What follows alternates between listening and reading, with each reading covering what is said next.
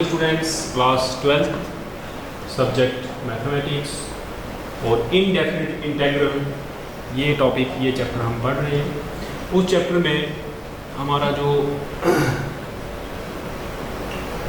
आज का टॉपिक है वो है integration by partial fractions. Rational functions को इंटीग्रेट करने के लिए ये हम मेथड यूज़ करते हैं और इसमें पार्शियल फ्रैक्शंस बनाए जाते हैं। उन फ्रैक्शंस को यूज़ करके हम बहुत इजीली इंटीग्रल्स फाइंड कर सकते हैं। तो सबसे पहले कुछ बेसिक टर्म्स रैशनल फंक्शंस आपने पढ़ी हुई हैं। रैशनल फंक्शन,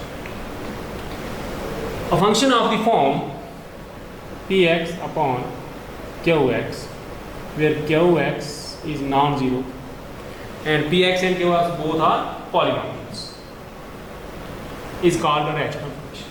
इस तरह के फंक्शन को हम रैशनल फंक्शन कहते हैं जिसमें न्यूमरेटर डिनोमिनेटर दोनों पॉलिनोमियल हो और डिनोमिनेटर नॉन जीरो पॉलिनोमियल हो, तो ऐसी फंक्शन को हम रैशनल फंक्शन कहते हैं।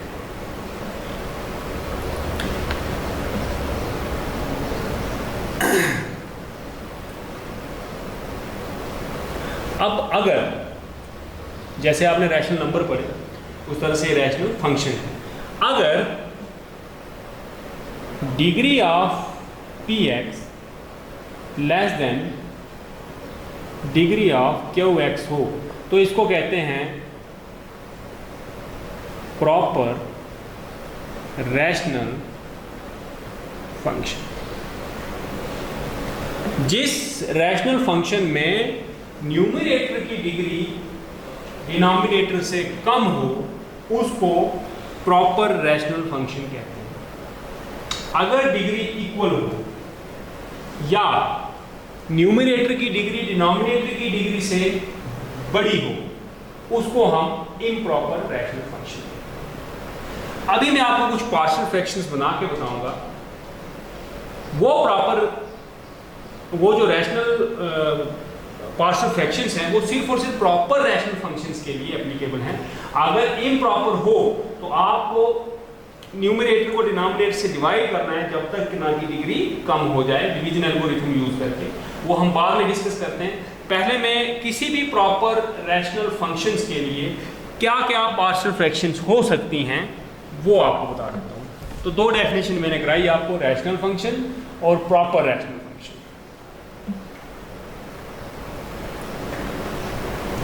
सो नोट लिखें,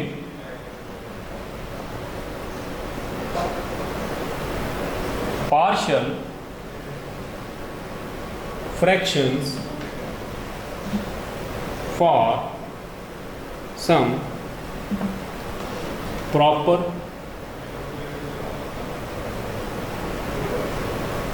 रैशनल फंक्शन। तो इस तरफ लिखेंगे हम सीरियल नंबर, इस तरफ हम लिखेंगे form of proper rational function और उसके आगे लिखेंगे हम फॉर्म ऑफ पार्शियल फ्रैक्शन। सबसे पहले सपोज करें आपके पास इस तरह की प्रॉपर रैशनल फंक्शन है px plus q upon x minus से x माइनस। तो डिनोमिनेटर की डिग्री 2 है, इसकी 1 है, प्रॉपर है। इस केस में पार्शियल फ्रैक्शन जो हम बनाते हैं वो इस तरह की होती है a अपॉन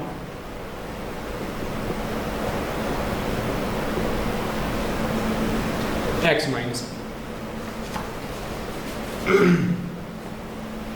दूसरा है अगर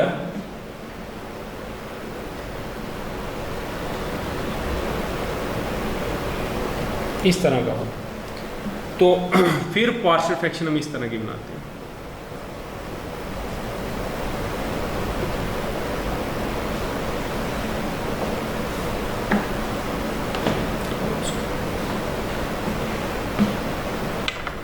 तीसरा है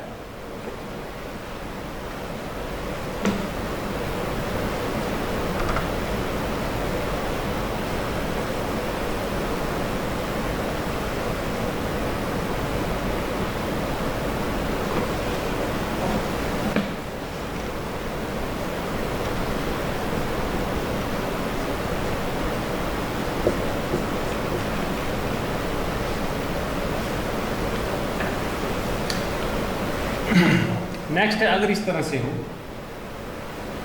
तो ये भी प्रॉपर है, ध्यान रखें। अगर आपको ये नहीं लिखना है, आप थोड़ा इसको बढ़ा सकते हो, QX अभी भी प्रॉपर। वो भी हो सकता था जो पहले था, मीन्स इसकी 3 डिग्री है, 1 2 3 मल्टीप्लाई करो क्यूबिक पॉलिनॉमियल बनेगी तो 3 डिग्री है इसकी, ये क्वाड्रेटिक पॉलिनॉमियल है तो 2 डिग्री है, तो ये भी प्रॉपर है। इसके अलावा ये px प्लस क्यू लिखता मैं न्यूमरेटर, तब भी ये प्रॉपर ही। चौथा है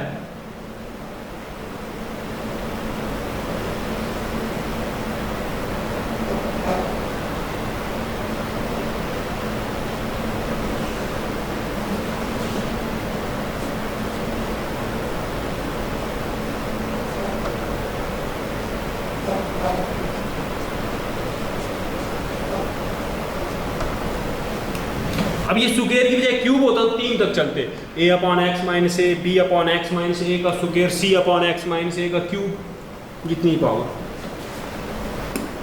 और कई बार ऐसा होता है कि आपके पास प्रॉपर रैशनल फंक्शन तो आती है,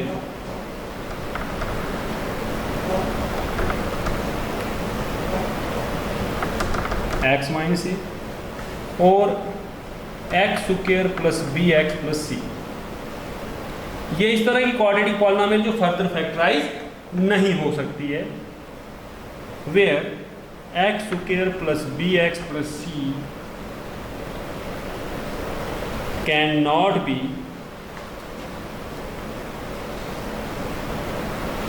फैक्टराइज्ड फर्दर। तो इस केस में a upon x minus a plus b x plus c upon x square plus b x plus, ठीक है। ये 5 के 5 जो मैंने आपको फॉर्म दिखाई, इनमें ध्यान रखें ये जो ए बी सी हैं ये कांस्टेंट्स होते हैं, और ये कांस्टेंट हमें कोई गिवन कंडीशन होगी उस कंडीशन से हम निकालते हैं। तो ये नोट लिखने के बाद आप नोट लिखें, in the above 5 cases the constants A, B, C are constants to be determined according to some given conditions. A, B, C are constants to be determined according to some given conditions. कोई ना कोई condition दी होगी, उस condition से हम इनको find out करते हैं।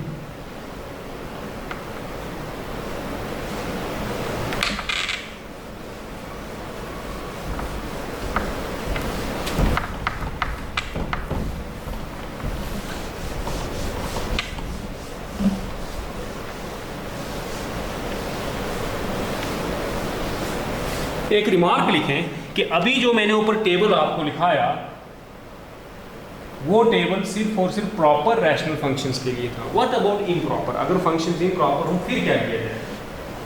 सो फंक्शंस अगर इम्प्रॉपर हो तो हम डिवीजन एल्गोरिथम यूज करते हैं। देखें, आपने पढ़ा था dividend is equal to quotient into divisor plus remainder. This implies dividend upon divisor is equal to quotient plus remainder upon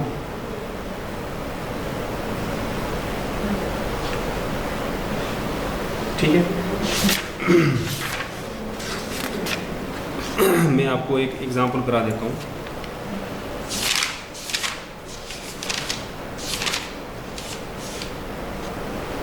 for example देखें x cube plus x plus 1 x square minus is an improper rational function. अब हम इसको divide करते हैं,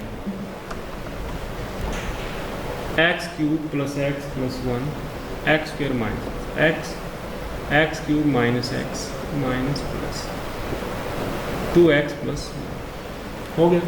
so therefore ये आ गया dividend, ये आ गया divisor is equal to quotient. Quotient कितना है x प्लस रिमाइंडर है 2x plus 1 upon divisor x square, ये इसके इक्वल होता है।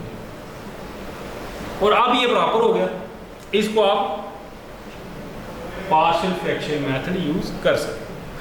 इसके लिए यूज नहीं हो सकता था क्योंकि पार्शियल फ्रैक्शन मेथड जो है वो प्रॉपर रैशनल फंक्शंस के लिए, ये प्रॉपर नहीं थी। अब ये जो है ये एक प्रॉपर रैशनल फंक्शन है। बस ये थोड़ी सी चीजें आपको ध्यान में आ जाए। अब मैंने आपको क्या करना है, क्वेश्चन करवाने हैं, तो उन क्वेश्चंस में ये ए बी सी जो मैंने कांस्टेंट्स बोला था ये कैसे फाइंड आउट करते हैं वो सीखना है आपने। तो बस पार्शियल फ्रैक्शन मेथड हो गया, फिर इसके जितने मर्जी क्वेश्चन करते जाएं, ज़्यादा से ज़्यादा क्वेश्चन करें। सो हम एक्सरसाइज पे आ जाते हैं, एक्सरसाइज 7.5।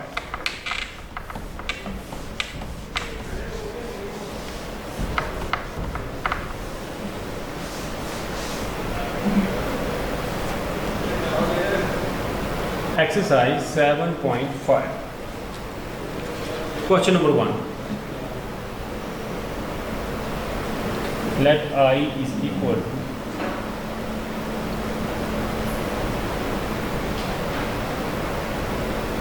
dx। ठीक है, इसको रख दें फर्स्ट। ये इंटीग्रल फाइंड करना है। फिलहाल सामने दिख रहा है कि पार्शियल फ्रैक्शन मेथड से, ये रैशनल फंक्शन है उसी मेथड से होगा। इस तरह के क्वेश्चन के लिए, इस तरह के रैशनल फंक्शन के लिए हमारे पास अभी ऊपर टेबल था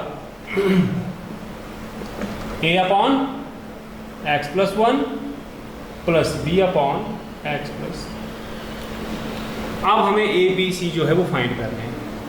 सो मैं मल्टीप्लाई कर देता हूँ both side, x plus 1 x plus 2 से यहाँ बचेगा x, यहाँ बचेगा a x plus 2 plus b x plus 1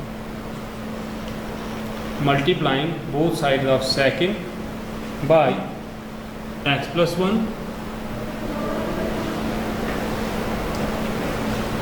या क्रॉस मल्टीप्लाई करो, इसको क्रॉस मल्टीप्लाई, एक ही बात है। अब आपको a और b फाइंड करने हैं। पहला मेथड a और b फाइंड करने का वो ये है, putting x plus 2 equal to 0, that is x equal to minus 2 in third, we get minus 2 is equal to a into 0 plus b into minus 2 plus 1. This implies minus b is minus 2, this implies b is 2. एक तरीका ही। वैसे ही again putting x plus 1 equal to 0, that is x equal to minus 1 in third, we get minus 1 is equal to a minus 1 plus 2 plus b into 0. This implies a is equal to minus 1.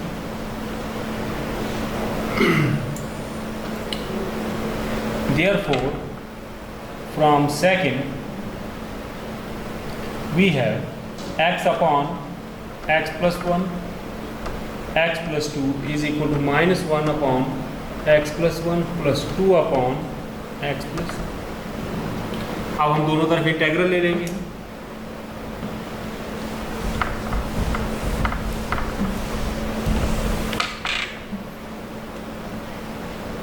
Therefore,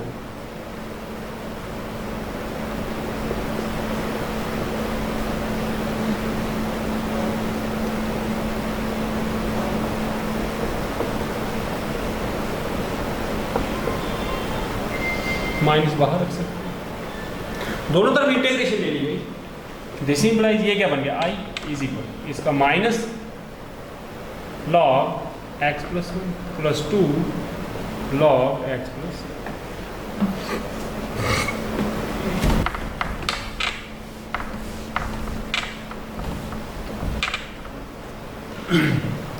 this implies I is equal to log x plus 2 का whole square minus log x plus 1 because m log n is log n raised to power. So this implies I is equal to constant लिखा है plus constant of integration भी लिखना है c plus c log x plus 2 का whole square upon x plus 1 plus c because log m minus log n log m by n.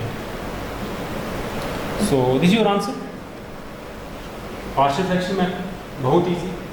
तो आपको a और b find करने का मैंने मेथड बताया. अब एक बार मैं a और b दूसरे मेथड से करा देता हूँ. कुछ क्वेश्चन ऐसे होते हैं जिसमें फैक्टर्स कॉमन आते हैं.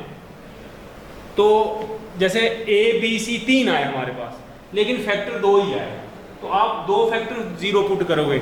एक बार सपोज करो x माइनस 2 को 0 पुट किया, एक बार x प्लस 2 को 0 पुट किया, तीसरा फैक्टर रह गया. तो तीसरा कांस्टेंट कैसे फाइंड करेंगे? तो आप कंपेयरिंग द कोफिशिएंट, दूसरा मेथड जो है उससे भी आप a b c फाइंड कर सकते हो. तो a b c फाइंड करने का मैं एक मेथड आपको और बताऊंगा. उसके लिए एक क्वेश्चन में करा लेता हूँ, बाकी फिर आप मैक्सिमम क्वेश्चन इसके करें.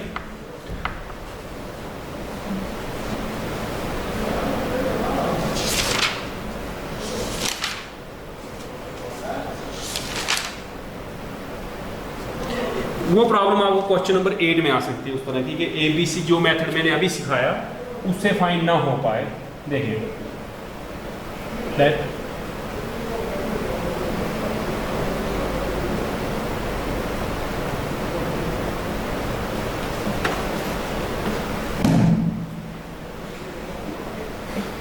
let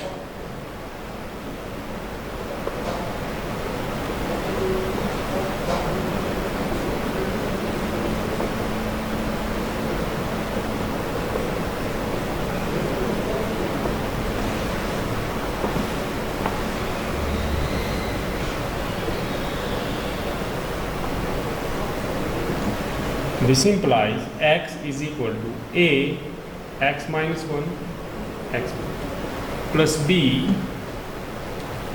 x plus 2 plus c x minus 1. देखें दो फैक्टर आपके पास हैं. Putting x minus 1 equal to 0, that is x equal to 1 in third. We get 1 is equal to a 0 plus b 1 plus 2 plus c 0 square. So this implies b is equal to 1 by b find हो गया. Again putting x plus 2 equal to 0, that is x equal to minus 2 in third. We get minus 2 is equal to a into 0 plus b into 0 plus c into minus 2 minus 1 का square. This implies 9c is equal to minus 2. This implies c is equal to minus 2 by.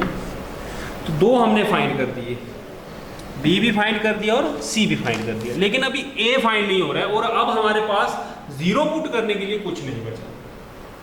इस case में क्या किया जाता है, यहाँ तक note कर लिया.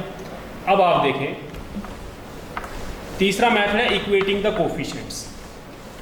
आपने देखना है a फाइंड नहीं हो रहा है, तो a किसके साथ है, x स्क्वायर के साथ है. सो इक्वेटिंग, क्योंकि दो पॉलिनोमियल इक्वल तभी होती हैं जब उनके कॉरस्पॉन्डिंग कोफिशिएंट्स हर टर्म के इक्वल हों. Equating the coefficients of x square on both sides of third. We get, देखें इस साइड x स्क्वायर है ही नहीं तो उसका कोफिशिएंट 0 इज इक्वल. अब या तो आप इसको पूरा खोलें, उसमें बहुत टाइम लगता है, या सीधा देखें x into x x square, उसका कोफिशिएंट कितना आएगा, a ही आएगा. प्लस बी में एक्स स्क्वायर है ही, सी में ये बनेगा x square plus 1 minus 2x, तो एक्स स्क्वायर के साथ सी। जब आप यहाँ एक्स स्क्वायर एक्स और कांस्टेंट अलग अलग करेंगे तो एक्स स्क्वायर के साथ आपको जो है सिर्फ ए और सी मिलेगा। So this implies a is equal to minus c. अभी सी निकाला था हमने, सी जो था वो शायद 2/9 माइनस 2/9 था। So this implies a is equal to 2 because c is equal to minus 2। तो ए बी सी तीनों फाइंड हो गए। ये मेथड सिखाने के लिए मैंने एक क्वेश्चन कराया। अब आप इसकी वैल्यू सेकंड में लगाएं, ए बी सी तीनों, देयरफॉर फ्रॉम सेकंड, बस उसको इंटीग्रेट करें जो मेथड आपको अवेलेबल। तो अब एक क्वेश्चन इसमें और, मतलब 2-3 टाइप के क्वेश्चन इसमें बनते हैं। पहला जो सिंपल पहला क्वेश्चन कराया मैंने, दूसरा जिसमें कि वो मेथड फेल हो जाता है, कोफिशिएंट सारे फाइंड कांस्टेंट सारे फाइंड नहीं होते, वो फाइंड करने का मैंने मेथड बता दिया। तो आप इसके क्वेश्चन प्रैक्टिस करें जितने कर सकें। जो रह जाएंगे वो क्यों रहे वो आपको कल जब मैं कराऊंगा वो क्वेश्चन तो आपको पता चलेगा कि यहाँ पर हम रुक रहे थे, तो वो क्लियरिटी वो डाउट्स आपके क्लियर हो जाएंगे। आज के लिए इतना काफी।